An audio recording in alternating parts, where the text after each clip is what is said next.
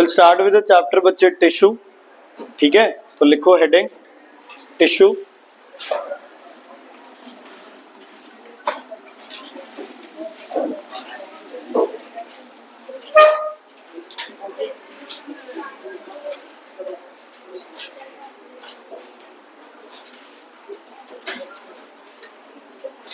Group of similar cells, group of similar cells, similar cells, group of similar cells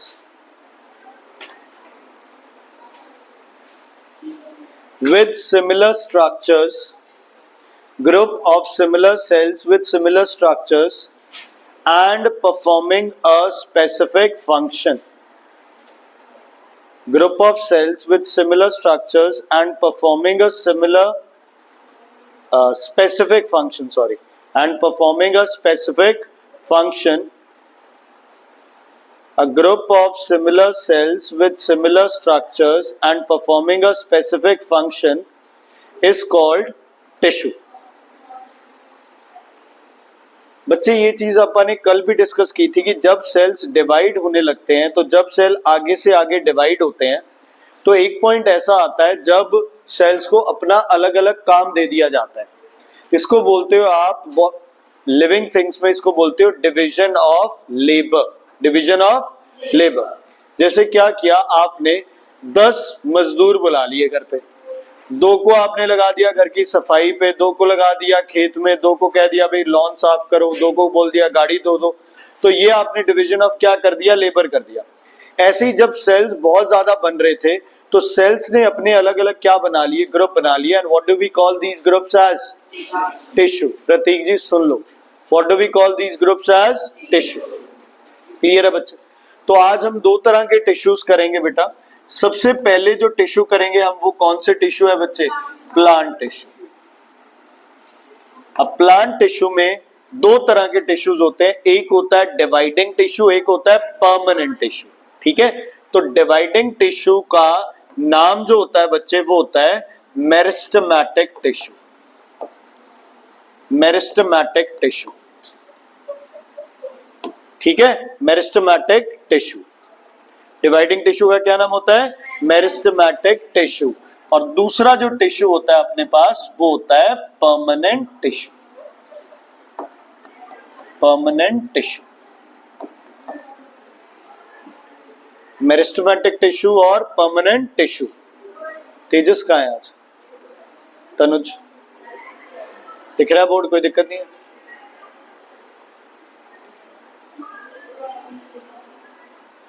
ठीक है बच्चे,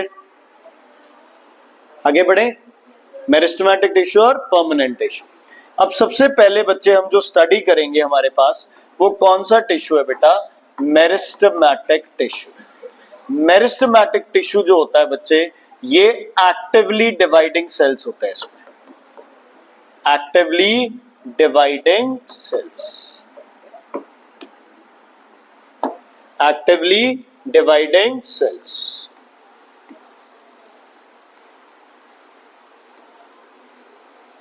Actively dividing cells.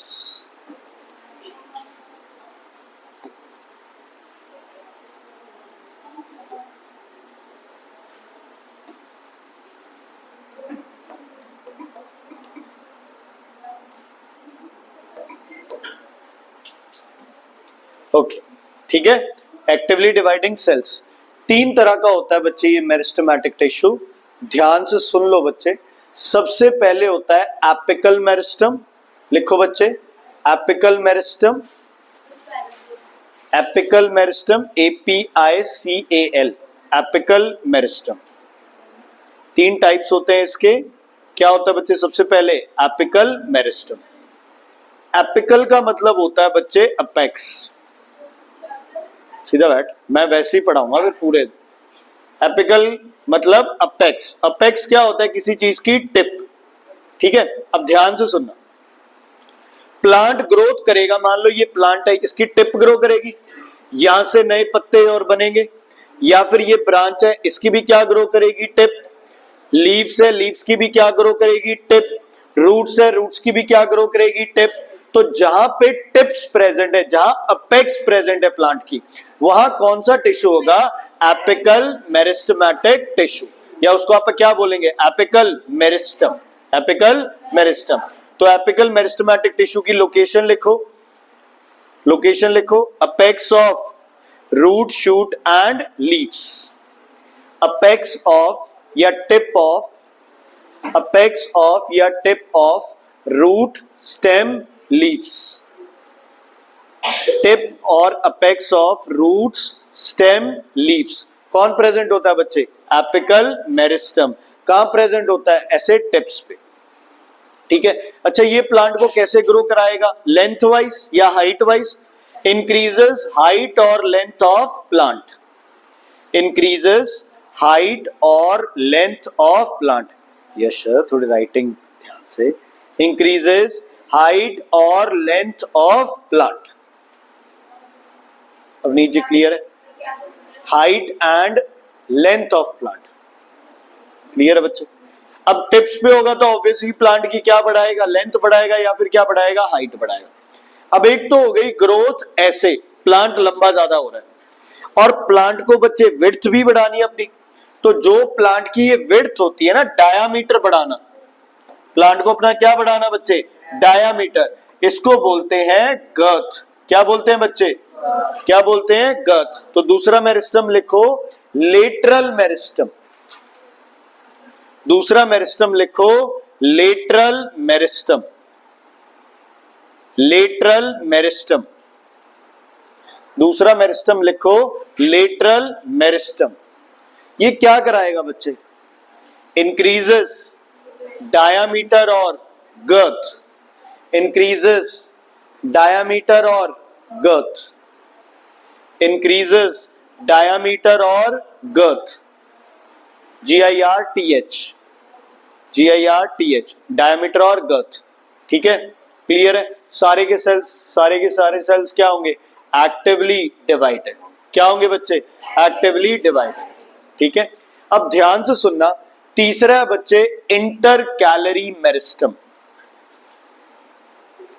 अच्छा, इसकी location रह गई ना लेटरल मेरिस्टम की, लोकेशन लिखो, बिलो द बाक। लेटरल मेरिस्टम बिलो द बाक, बिलो द बाक, BARK, बार्क। बार्क मतलब बाहर का जो छिलका है, उसके नीचे क्या होता है? लेटरल मेरिस्टम होता है। ठीक है। तीसरा लिख लो बच्चे, inter calorie meristem. Inter calorie meristem, इसकी पहले लोकेशन लिखो, इंटरनोड्स। लोकेशन लिखो, internodes, internodes of stem, internodes of stem, internodes of stem. ठीक है। इसका फंक्शन होता है increases the length of internodes, increases the length of internodes, increases the length of internodes, increases the length of internodes। क्या हो गया? increases the length of internodes।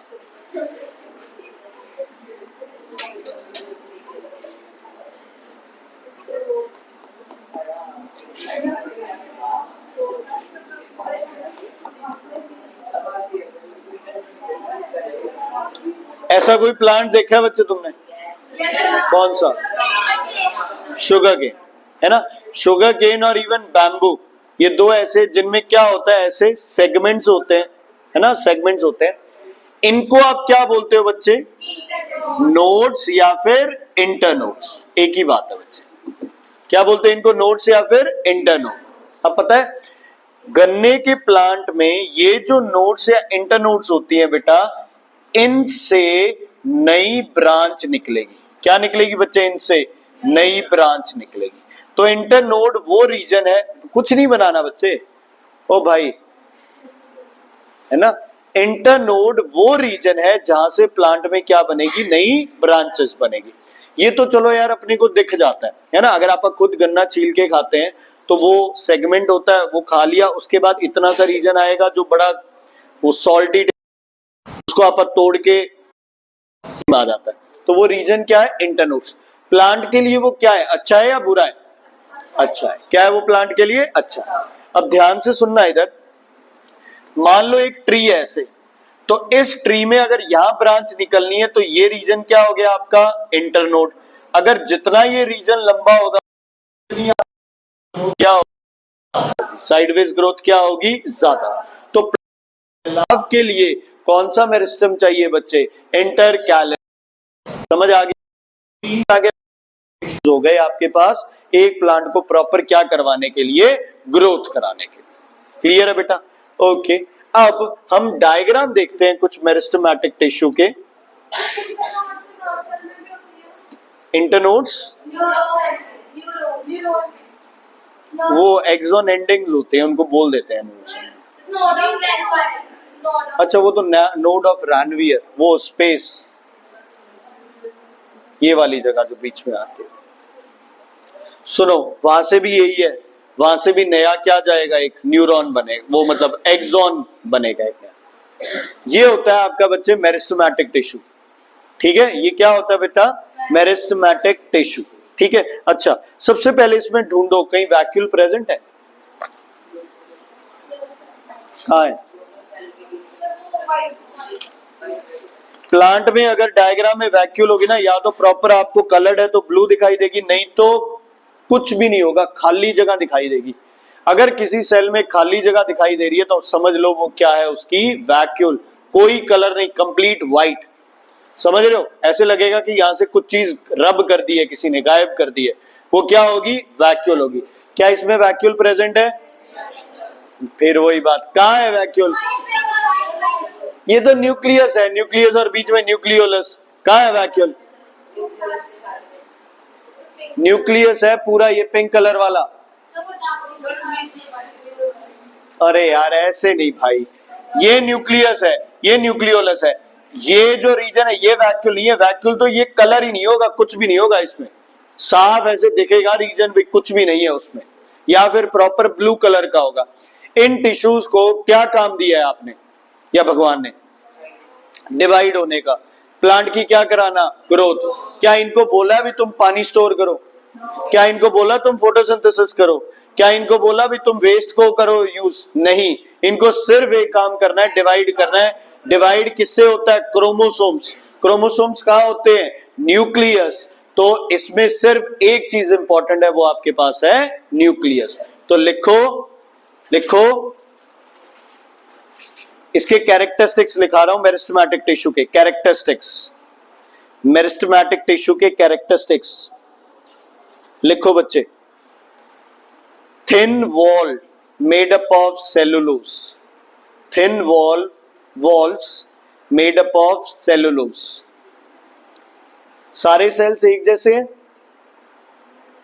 जी, सारे sales एक जैसे हैं, एक जैसे हैं, तो इनको बोलते हैं cells are isodiametric, cells are isodiametric, एक जैसी dimensions, cells are isodiametric. Nucleus present, nucleus present, nucleus present, सबसे जरूरी है इसमें, न्यूक्लियस डिवाइड होना है। वैक्यूल्स आर स्मॉल और एब्सेंट, वैक्यूल्स आर स्मॉल और एब्सेंट, वैक्यूल्स आर स्मॉल और एब्सेंट, स्मॉल और एब्सेंट। ठीक है बच्चे, मेन पार्ट्स हो गए अपने, थिन वॉल्स है। अच्छा एक चीज ध्यान देना इधर पुनीत जी, कहीं भी थिक नहीं है वॉल्स, है ना, साइड से कहीं कॉर्नर से कहीं भी थिक नहीं है, तो नॉर्मल आपकी सेल वॉल है। अच्छा आप अपने को ये भी पता है ये सेल्स क्या है बच्चे, कहाँ प्रेजेंट होंगे, सॉफ्ट पार्ट्स में प्रेजेंट होते हैं, जैसे टिप्स हो गया, ये क्या लिखाया बाक, और कहाँ पे प्रेजेंट है, इंटरनोड्स में। कहाँ पे, internodes, even tips of internodes, नहीं बच्चे, वो आप एक गन्ने का एग्जांपल ले रहे हैं ना, उसमें क्या है टिश्यू ज्यादा हो जाते हैं ना तो डेंस हो जाती है, लेकिन ऐसा कुछ नहीं है कि बहुत हार्ड सरफेस बन रहा है। अगर वो हार्ड बन रही है तो उसमें कोई और सेल्स भी है जो उसको हार्डनेस प्रोवाइड कर रहे हैं। बड्स जो होंगी वो सॉफ्ट होंगी। अब जो क्या है, अनपढ़ है क्या, क्या दिक्कत है? आप क्यों उसे बता रहे हो? लिखा नहीं, मेरे से पूछो, मैं दोबारा रिपीट कर दूंगा यार, क्या हो गया? Okay, is it clear? कोई दिक्कत कोई परेशानी इसमें है तो बताइए। तो ये अपना कौन सा टिश्यू हो गया? Meristematic tissue. ठीक है, एक और इसमें बच्चे इसका एक बना हुआ था इसमें,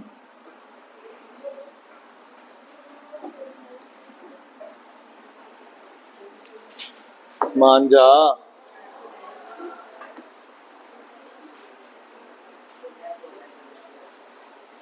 ये देखो एक और डायग्राम, ये ना और भी अच्छे से बता रहा है अपने को।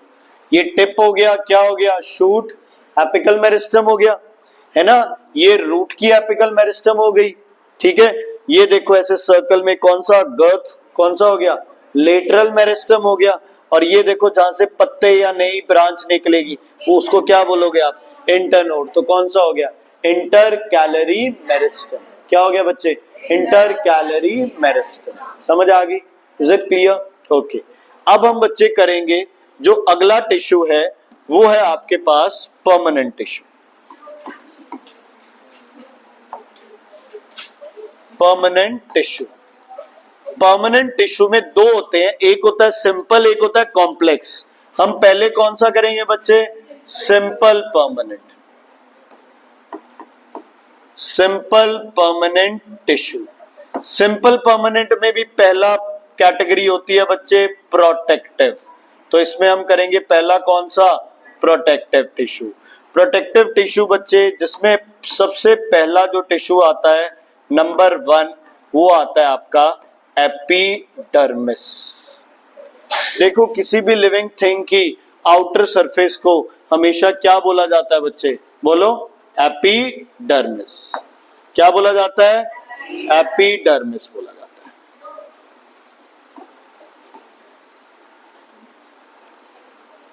है। एपिडर्मिस लिखो, प्रेजेंट ऑन,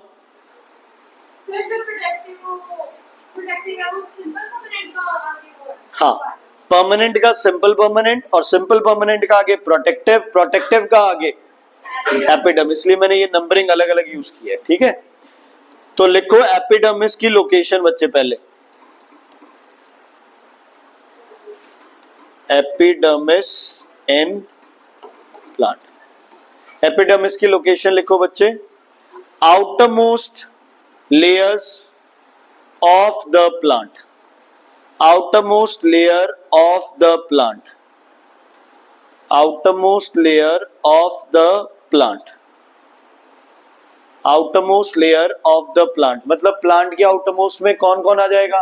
लीव्स की outermost, स्टेम की outermost, रूट्स की outermost और फ्रूट की outermost। हर किसी की outermost लेयर किससे बनी होगी? एपिडर्मिस से, क्योंकि सुपन जी वो क्या प्रोवाइड करेगी आपको? प्रोटेक्शन। क्या प्रोवाइड करेगी? प्रोटेक्शन। देखो अगर हम एक पत्ते को माइक्रोस्कोप से देखें तो ये पत्ते की ऊपर की लेयर है, ये पत्ते की नीचे की लेयर है। समझ आ गई बच्चे? ठीक है, ये पत्ते की ऊपर का सरफेस है, ये नीचे का। कितना पतला होता है पत्ता?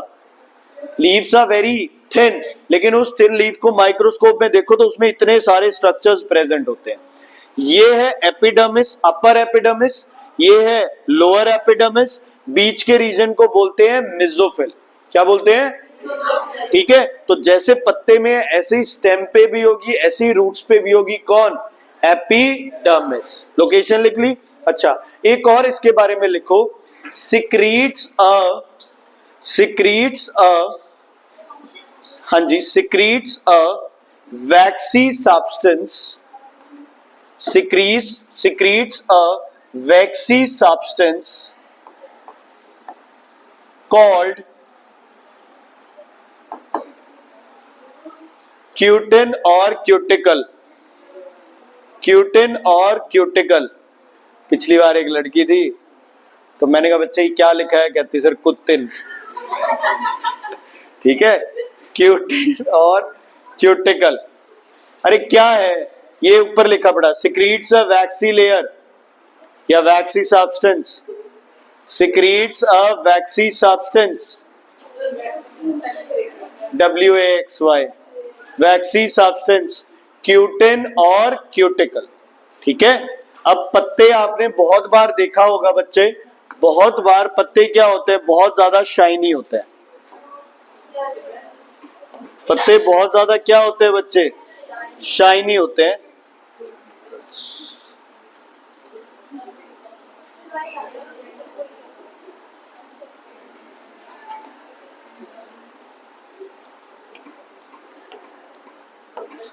कुत्ते नहीं शेयर करेगा ना ये।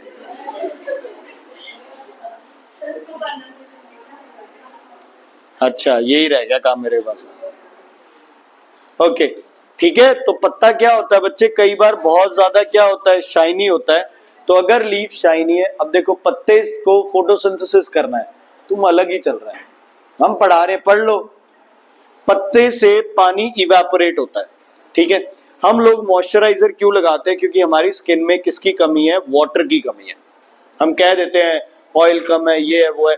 अगर हमारी बॉडी में पानी की कमी है तो आपको मॉइस्चराइजर लगाना पड़ेगा।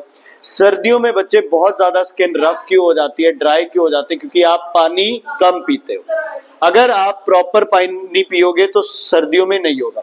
अब गर्मियों में क्या होता है बच्चे, गर्मियों में भी कई बार स्किन रफ हो जाती है, इसका मतलब प्रॉब्लम सेम है, स्वेट ज्यादा निकल रहा है, पानी क्या पी रहे हो, कम पी रहे हो। तो अगर आप मॉइस्चराइजर लगाते हो तो वो स्किन को मॉइस्चराइज तो करता है, लेकिन वो एक लेयर बना देता है जिससे और पानी बाहर नहीं निकल सकता। ठीक है। अगर आप किसी भी पत्ते के ऊपर ऑयल डाल दोगे तो वो पत्ता ट्रांसपिरेशन नहीं कर पाएगा। तो पत्ते ने अपना एक नेचुरल मॉइस्चराइजर बना रखा है जिसका नाम क्या है बच्चे, क्यूटिन। और ये क्यूटिन क्या नहीं करने देगा, ट्रांसपिरेशन नहीं होने देगा। तो produces vaccine substance cutin which reduces loss of water या transpiration, which reduces loss of water or transpiration, which reduces loss of water or transpiration, which reduces loss of water or transpiration, loss of water or transpiration, loss of water or transpiration, loss of water or transpiration। Okay. Epidermis के बाद दूसरे sales लिखो बच्चे, COX sales.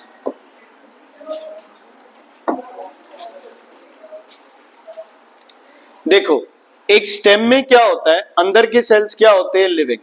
ये जैसे जैसे बाहर जाएंगे ये क्या होते रहेंगे बच्चे, डेड, नॉन लिविंग डेड बोल रहे हैं। ठीक है। बाहर जाएंगे क्या हो जाएंगे, मरते जाएंगे।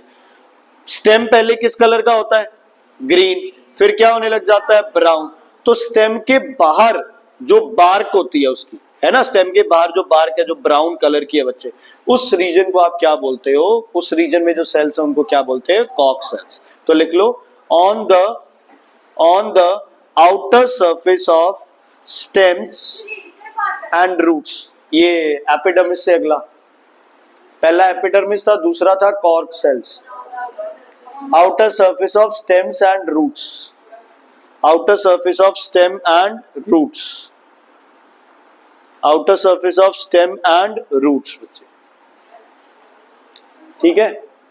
ठीक है। अब सिंपल, इसमें पहला क्या कर लिया, प्रोटेक्टिव, कितने पार्ट्स कर लिए प्रोटेक्टिव के, दो, कौन कौन से, एपिडर्मिस और COX sales.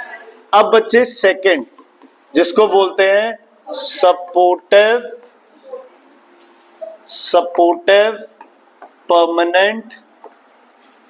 Permanent tissue, supportive permanent tissue, very important बच्चे, जिसमें आता है आपके पास पैरेनकाइमा। पैरेनकाइमा किसका, वो प्रोटेक्शन ही,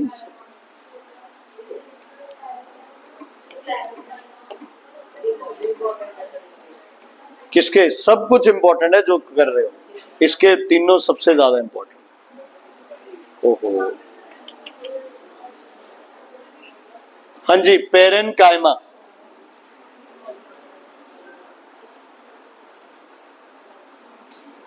अच्छा यार, एक आप भूल गए उसमें, मेरिस्टेमेटिक में लिखो no intercellular spaces.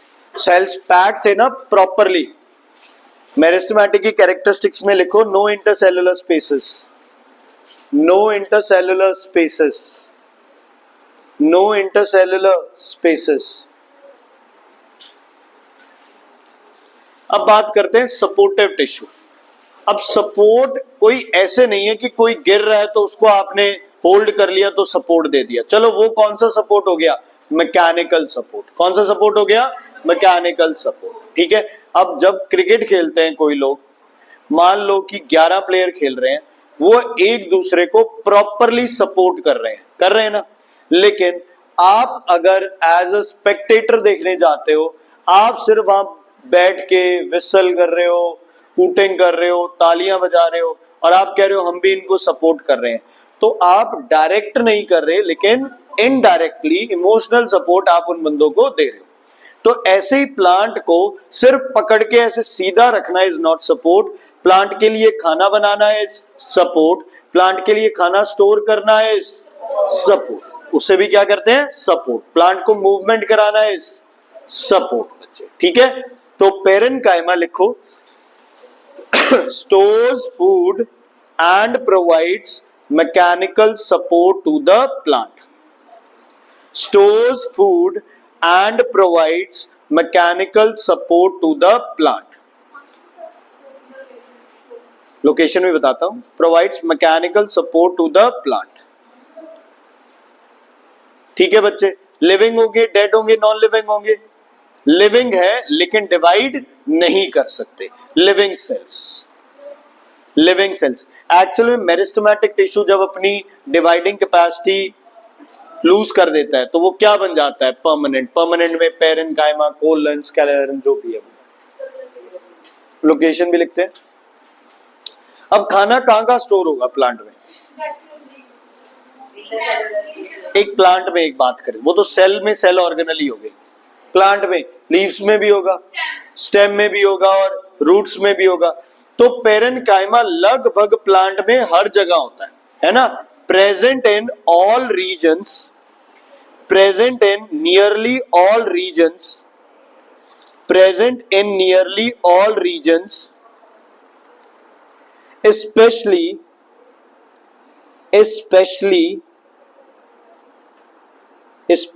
in stems, mesophyll of leaves. Mesophyll बताया था ना, अपर और लोअर लेयर के बीच की जगह को क्या बोलते हो? Mesophyll. Mesophyll of leaves, stem, mesophyll of leaves, MESOPHYL, mesophyll of leaves and cortex of root, double L आएगा, and cortex of root. Root में भी जैसे लीफ में बीच वाले रीजन को क्या बोलते थे? मेसोफिल। तो रूट्स में बीच वाले रीजन को क्या बोलोगे? कॉर्टेक्स। क्या बोलोगे? कॉर्टेक्स। समझ आ गई? तो कॉर्टेक्स में भी खाना स्टोर होता है, स्टेम में भी स्टोर होता है, लीव्स में भी स्टोर होता है। तो ये कौन से हो गए? पेरेनकाइमा। ओके, देखो इधर, क्या पेरेनकाइमा में न्यूक्लियस होगा? यस और नो? पक्का? अच्छा, क्या पेरेनकाइमा में इंटरसेल्युलर स्पेसेस है या नहीं है? है। क्या इसकी सेल वॉल थिक है या थिन है? ये वाले देख लो, ये नहीं पता चल रही, ये वाले देखो थिन है बच्चे, कोई बहुत ज्यादा थिक नहीं है, लेकिन चेक करते हैं आप और भी कुछ। और क्या वैक्यूल्स है? अब ये वाला जो रीजन है ना, ये वाला रीजन, ये क्या है? वैक्यूल है। समझ आ रही है? ये क्या है? वैक्यूल है। कई बार लगेगा ये न्यूक्लियस है, ये न्यूक्लियोलस है। नहीं, देखो अलग से मार्क कर रखा है, ये क्या है? न्यूक्लियस। तो ये आपके पास क्या हो गई? वैक्यूल। स्टोर करना है तो क्या प्रेजेंट होना 100% जरूरी है? वैक्यूल जरूरी। ठीक है बच्चे, क्लियर है? तो इसकी कैरेक्टरिस्टिक्स लिखें। लिखो, पहली, intercellular spaces are present, intercellular spaces are present बहुत ज्यादा स्पेस है, कम है थोड़ी बहुत। तो intercellular spaces are present, large vacuole,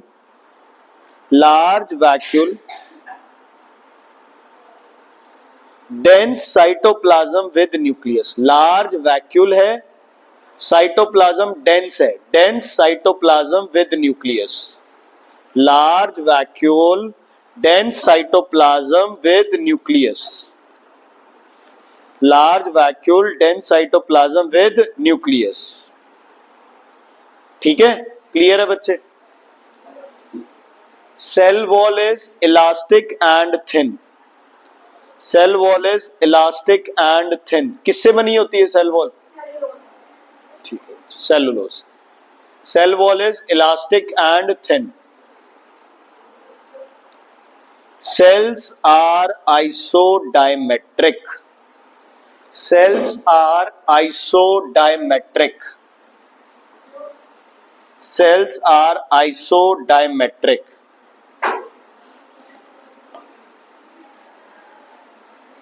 parenchyma में एक आधी कैटेगरी और बनती है, इसका नाम है क्लोरेन्काइमा।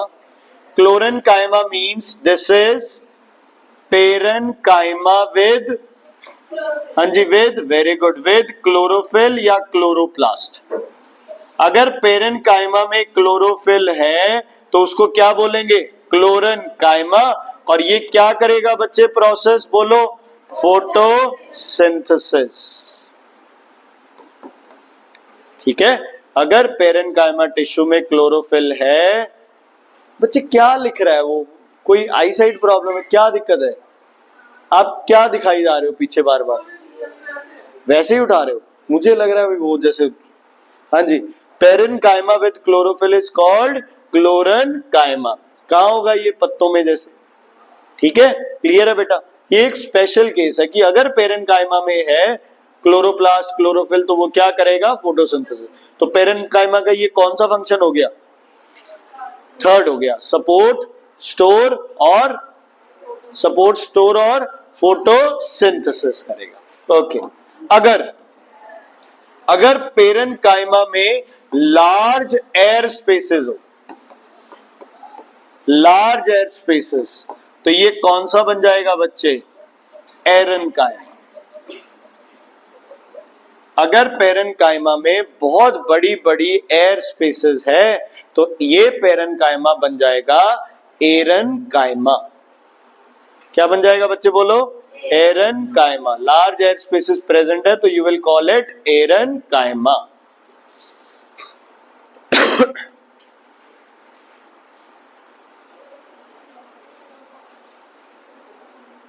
ठीक है बच्चे, कोई दिक्कत, कोई परेशानी है तो बताइए। ठीक है, फॉर एग्जाम्पल जैसे लोटस वगैरह प्लांट होते हैं जिनको फ्लोट करना है ना, तो उनमें क्या होता है? पेरेन्काइमा क्या बन जाता है? एरेन्काइमा। ठीक है बच्चे, क्लियर है? ओके, एक हो गया पेरेन्काइमा, दूसरा लिखो बच्चे कोलनकाइमा। कोलनकाइमा बेटा प्लांट को रिजिड होना चाहिए या फ्लेक्सिबल?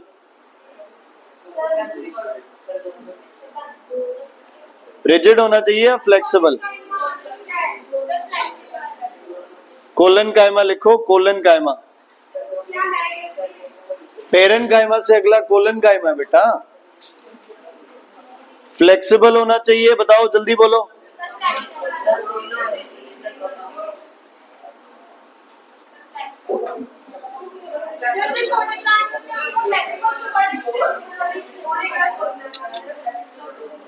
हाँ भाई, प्लांट ने कौन सा तुरना है? सही बात है कि फ्लेक्सिबल हो, है ना? छोटे प्लांट को फ्लेक्सिबल होना चाहिए, उसने कौन सा चलना है? कौन कह रहा था ये अभी?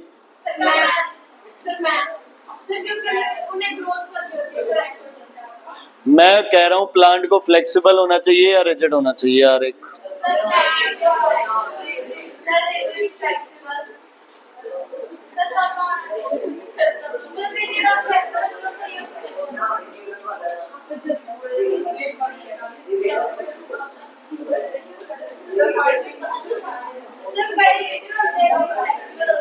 ओके, ध्यान से सुनो, रिजिड और फ्लेक्सिबल चीजें दो अलग अलग चीजें हैं। कोई बच्चा ये नहीं कह रहा है सर रिजिड का ऑपोजिट तो सॉफ्ट होगा। रिजिड का ऑपोजिट क्या होगा बच्चे? सॉफ्ट होगा। प्लांट रिजिड जरूर है लेकिन प्लांट को क्या होना पड़ेगा? फ्लेक्सिबल। मान लो तेज हवा आ रही है तो प्लांट जितना मर्जी मुड़ सकता है। अगर कोई प्लांट मुड़ेगा नहीं तो वो क्या करेगा बच्चे? टूट जाएगा। एक पत्ता हल्की सी हवा आने से भी कितनी बार मूवमेंट करता है, अगर मूवमेंट नहीं करेगा तो क्या करेगा बच्चे? टूट जाएगा। तो प्लांट को फ्लेक्सिबल होना बहुत ज्यादा जरूरी है। और प्लांट को फ्लेक्सिबल कौन कराता है? Collenchyma. ठीक है, तो provides mechanical support and flexibility to a plant. Provides mechanical support and flexibility to a plant. provides mechanical support and flexibility to a plant। ये जो फ्लेक्सिबिलिटी होती है ना बच्चे, इसको बोलते हैं टेंसाइल स्ट्रेंथ। क्या बोलते हैं इसे? Tensile strength. ध्यान से सुनो बच्चे, मान लो मैं अभी यहाँ पे रमन को बुलाता हूं और मैं कहता हूं कि रमन ऐसे खड़े होके पीछे की तरफ जाना है और ये सर जमीन पे लगाना है, ये सर जमीन पे लगाना है। तो एक तो कमर से ये क्या होगी? बॉडी कंप्रेस, और ये वाला रीजन क्या हो जाएगा? एकदम से स्ट्रेच। क्या हो जाएगा? स्ट्रेच। अगर ये करने पे उसकी बॉडी ना टूटे तो उसकी क्या ज्यादा है? Tensile strength. फ्लेक्सिबिलिटी ज्यादा है लेकिन इस प्रॉपर्टी को क्या बोलते हो आप? Tensile strength. क्या बोलते हो? Tensile strength. ध्यान से सुन लो, हम लोग ये बीम वगैरह लगाते हैं, यहाँ पे गर्डर्स लगाते हैं, जिसे आप सरिया बोलते हो, आयरन रॉड्स लगाते हैं। ये जो सरिये होते हैं ये क्या होते हैं बच्चे? फ्लेक्सिबल। क्या होते हैं? तो इन पे बेटा मैं फिर से कह रहा हूं, रिजिड और फ्लेक्सिबल दो अलग चीजें है ना। प्रेस नहीं कर सकते उससे, रिजिड है, लेकिन मुड़ जाता है ना तो वो क्या है? फ्लेक्सिबल है। तो ये फ्लेक्सिबल है तो अच्छी चीज है कि ज्यादा वजन आने पे टूटेगा नहीं। क्या होगा बच्चे? मुड़ जाएगा, बेंड हो जाएगा। क्या हो जाएगा? बेंड हो जाएगा। तो प्लांट को फ्लेक्सिबिलिटी की नीड है बहुत ज्यादा, क्योंकि प्लांट की मूवमेंट होनी है दूसरे की वजह से, और फ्लेक्सिबल नहीं होगा तो प्लांट क्या करेगा? टूट जाएगा। ठीक है बच्चे? ओके, कहां प्रेजेंट होगा ये बच्चे? Specially stem, stem and stock of leaf and fruit. Stem and stock of leaf and fruits. Stock समझते हो? जो पत्ते की डंडी होती है बच्चे, है ना, वो भी फ्लेक्सिबल होनी चाहिए। Stem, stock of leaves and fruits बच्चे। अच्छा, रूट्स में फ्लेक्सिबिलिटी है, इसका कोई इश्यू नहीं है क्योंकि जमीन में उसने रुके रहना है, इसीलिए रूट्स थोड़ा सा ऐसे करने पे टूट भी जाती है जल्दी। प्लांट को उखाड़ते हैं ना, तो अगर स्टेम की तरह कोलन कायमा होता तो रूट्स फ्लेक्सिबल होती, उतनी टूटती ना, लेकिन जब उखाड़ते तो रूट्स बहुत ज्यादा क्वांटिटी में क्या करती है? टूट जाती है। ठीक है, कोलन कायमा समझ आ गया बच्चे? ओके, प्रॉपर्टी देखो, अब इसको देखो, अगर आप इसको गौर से देखो तो सेल वॉल कहीं ना कहीं थोड़ी सी थिन तो है। ध्यान से सुन लो बच्चे, सेल वॉल क्या है बच्चे? थिन, क्या मतलब? थिक तो है, हाँ, लेकिन थिक सिर्फ कहां पे है बच्चे? कॉर्नर पे। सेल जहां एक सेल के साथ दूसरा सेल मिल रहा है, वो बीच वाली जगह पे क्या हो गया? थिकनेस बहुत ज्यादा हो गई। जैसे देखो, ये यहां थिकनेस ज्यादा है, यहां कम है, यहां ज्यादा है, यहां कम है, तो कॉर्नर्स पे थिकनेस क्या हो गई? ज्यादा हो गई। तो लिखो बच्चे, लिखो, thin cell wall with uneven thickness at corners. Thin cell wall with uneven thickness at corners. Uneven thickness at corners. ठीक है बच्चे? इंटरसेलुलर स्पेसिस है, स्पेसिस है, कहां है? कहां है? दो सेल के बीच में जगह कहां है? वॉल से वॉल तो चिपका रखी है। पहले तो हाँ भरी थी,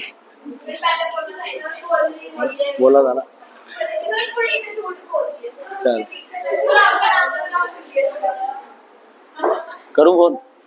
लिखो, intercellular space absent, intercellular space absent.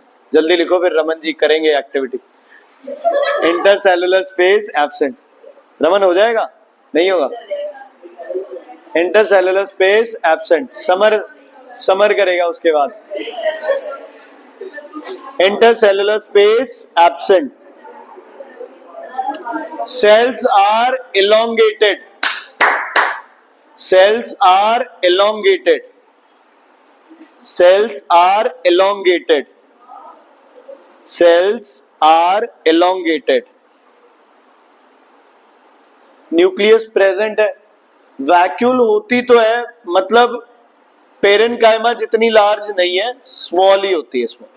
Nucleus present, vacuoles small, nucleus present, vacuoles small. ये जो खाली जगह दिख रही है ना, ये डॉट्स के बीच में खाली जगह, ये सारी वैक्यूल है बच्चे।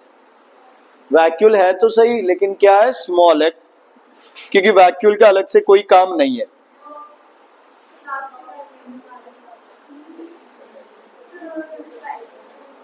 क्या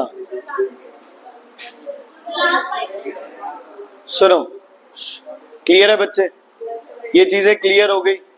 कोई दिक्कत कोई परेशानी इसमें है तो बताइए, कोई दिक्कत कोई परेशानी है तो बताइए। अब सेम यही है, अगर कोलन कायमा में क्लोरोप्लास्ट होगा तो उसे क्या बोलोगे आप? क्लोरन कायमा। सेम वही होगा, कोलन कायमा में भी अगर क्लोरोप्लास्ट या क्लोरोफिल होगा उसको भी क्या बोलोगे? क्लोरन कायमा। पेरेन कायमा में क्लोरोफिल होगा तो भी क्या बोलोगे उसे? क्लोरन कायमा। क्या बोलोगे? क्लोरन कायमा। ठीक है बेटा, क्लियर है? ओके, अगला, ये ज्यादा हो जाएगा।